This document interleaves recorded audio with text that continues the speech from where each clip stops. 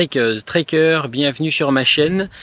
Enfin, j'allais vous dire, voici l'accessoire qui m'est le plus cher en randonnée. Il s'agit de ma tente, il s'agit de la MSR Freelite. Alors ce n'est pas le dernier modèle, MSR a sorti un nouveau modèle, légèrement plus léger, plus aéré, je pense qu'il est même d'ailleurs vraiment pas mal. Néanmoins, moi j'ai le modèle juste avant qui est vraiment, à mon sens, assez exceptionnel. C'est vraiment l'ustensile de mes randonnées auquel je fais le plus attention. C'est vraiment ma maison, c'est mon objet de sécurité le plus important. C'est voilà, je sais que je peux m'y réfugier en cas de problème. Ça me permet de très bien dormir la nuit, de bien récupérer. Voilà, donc je vais vous en faire une présentation, j'espère la plus complète possible.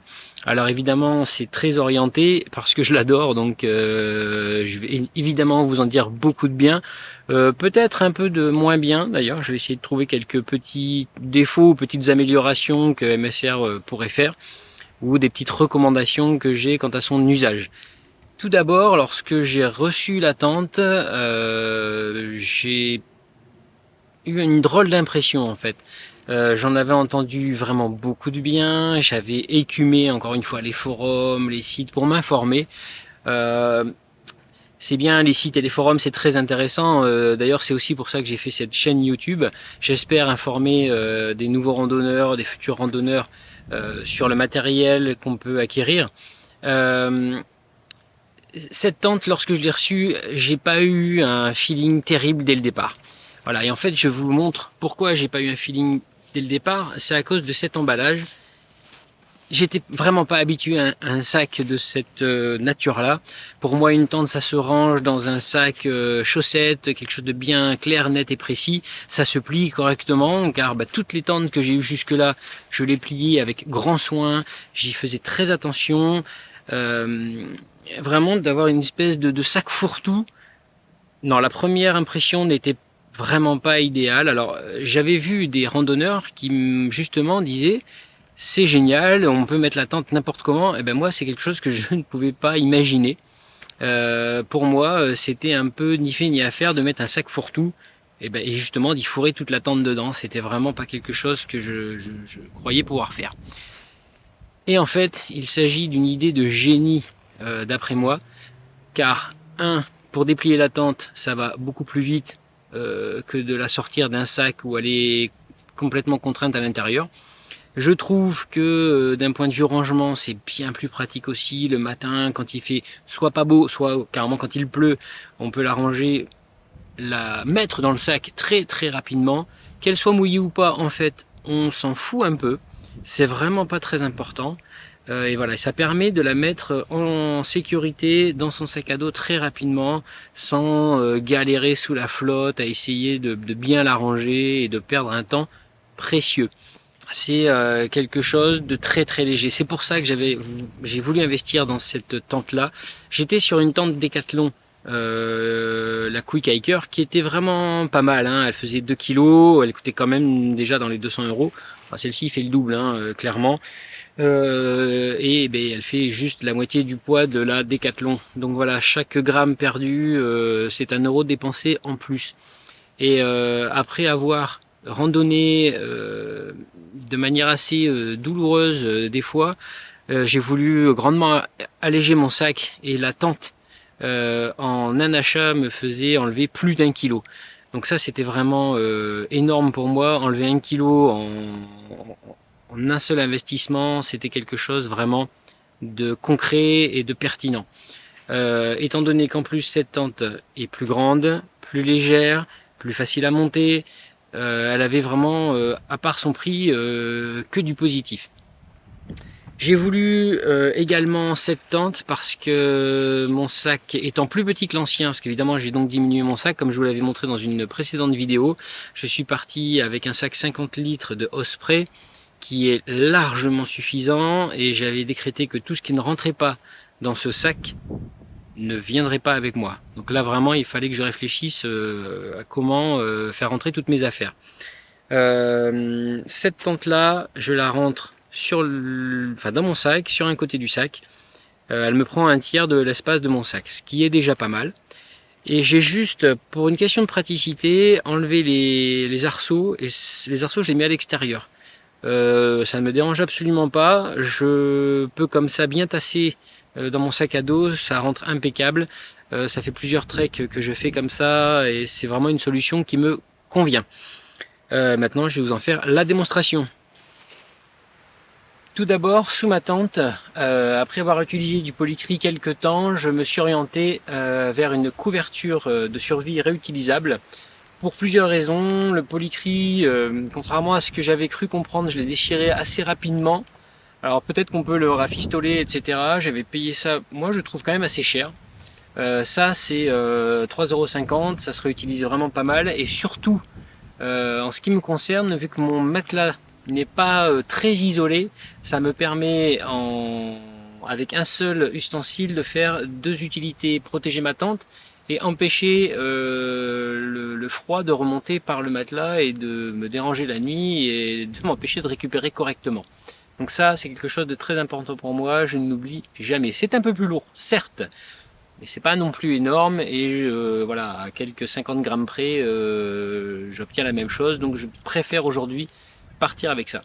Voilà, malgré le vent, je vais essayer de vous montrer tout l'avantage de ce rangement de tente.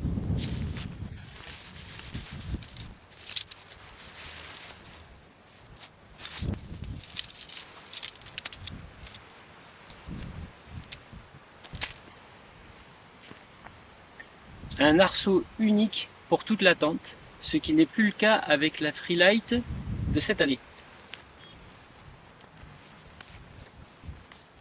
Comme vous pouvez le voir, l'arceau tient déjà de lui-même.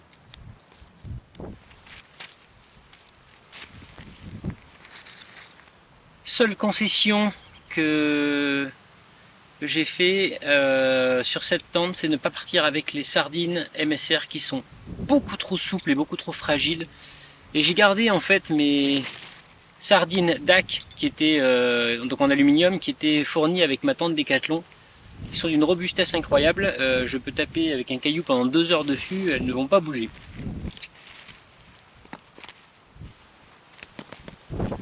Voilà, avec deux sardines déjà, vous avez la structure de la tente qui est entièrement posée, et vous pouvez même en rester là si vous voulez.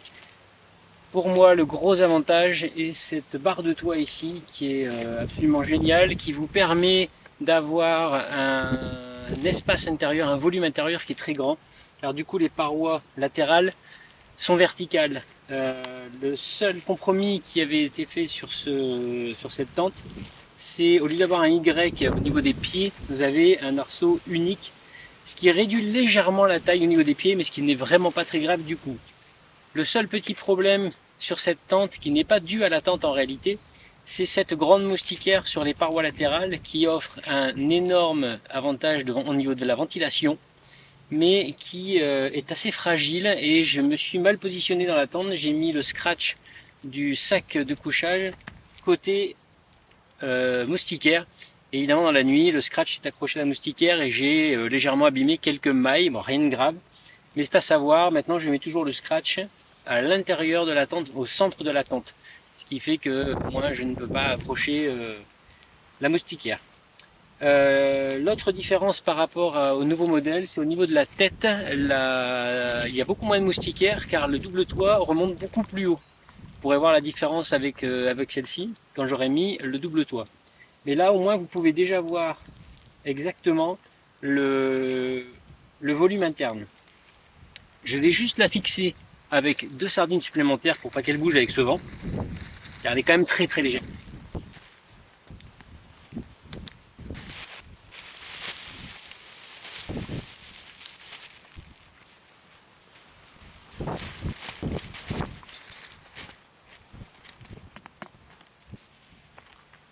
Voilà, je vous ai présenté, du moins de ce côté-là, la tente. Alors je vais peut-être un petit peu la finir quand même pour éviter de l'abîmer. Voilà, l'avantage, il est ici. L'énorme avantage de cette tente, c'est qu'il y a deux absides. Vous pouvez vraiment rentrer et sortir de chaque côté. Ça permet vraiment d'installer vos affaires de ne pas vous encombrer avec les sacs à l'intérieur, les chaussures, voilà, tout peut rester dehors. Moi j'ai toujours un sac poubelle dans lequel je mets le sac à dos. Comme ça, même s'il pleut, même s'il y a beaucoup d'humidité, le sac à dos craint quand même moins que s'il était juste posé par terre, étant donné que de ce côté-là, on est à même le sol. Petit bémol pour moi aujourd'hui, ces attaches qui sont un peu datées. J'aurais préféré quelque chose d'élastique. Je sais qu'aujourd'hui on fait des élastiques ou même des aimants. Je trouve ça vraiment beaucoup plus pratique que ces attaches rigides, mais bon, ça marche, ça fait le taf quand même, donc on ne se plaint pas. Au niveau de la place intérieure, maintenant, on a vraiment quelque chose de spacieux. Vraiment, pour une personne qui veut vraiment beaucoup d'espace ou pour deux personnes, on est plutôt à l'aise.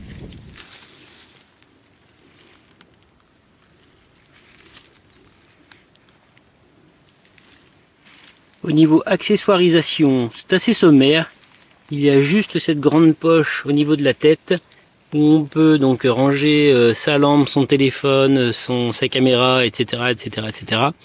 Il n'y a que ça, il y a juste en haut un petit crochet et c'est tout. Voilà, c'est quand même très très sommaire, mais en même temps, c'est juste parfait. Voilà, on voit bien que les parois sont très légères, on voit vraiment à travers. C'est un textile qui est assez robuste. Moi, je l'ai enduit avant de partir avec un peu de silicone aussi, histoire d'être vraiment, vraiment, vraiment rassuré. Mais bon, a priori, il n'y a pas de souci là-dessus. Voilà, même la paroi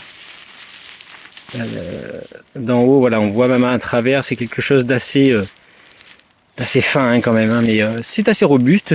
Voilà, si vous ne franchissez pas des ronces ou des choses comme ça avec votre tente, vous ne devriez pas avoir de soucis. Donc voici l'heure du démontage et c'est là vraiment qu'on peut apprécier réellement l'intérêt de cette tente et de la conception de cette tente.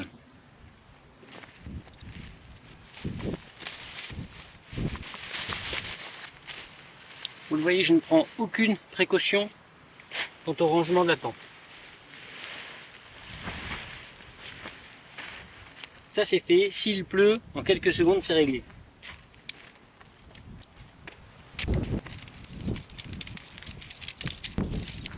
Les arceaux que je range indépendamment de la tente et qui iront sur le côté du sac.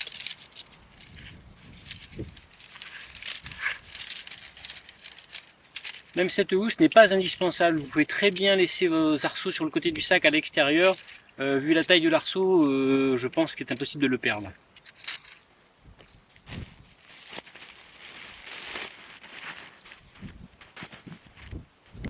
Je l'ai rangé de manière très grossière, volontairement.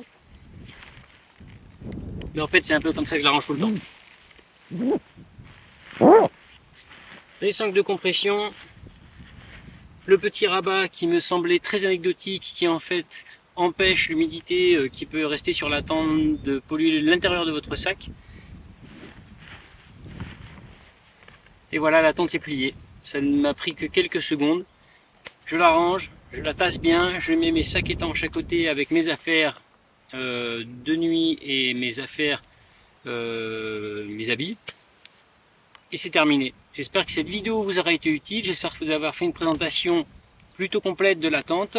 Si vous avez des questions, n'hésitez pas. Si vous avez envie d'une autre démonstration et d'autres choses sur cette tente-là, n'hésitez pas aussi. J'essaierai de le faire. Et surtout, n'oubliez pas de vous abonner. Et je vous dis à bientôt dans une prochaine vidéo.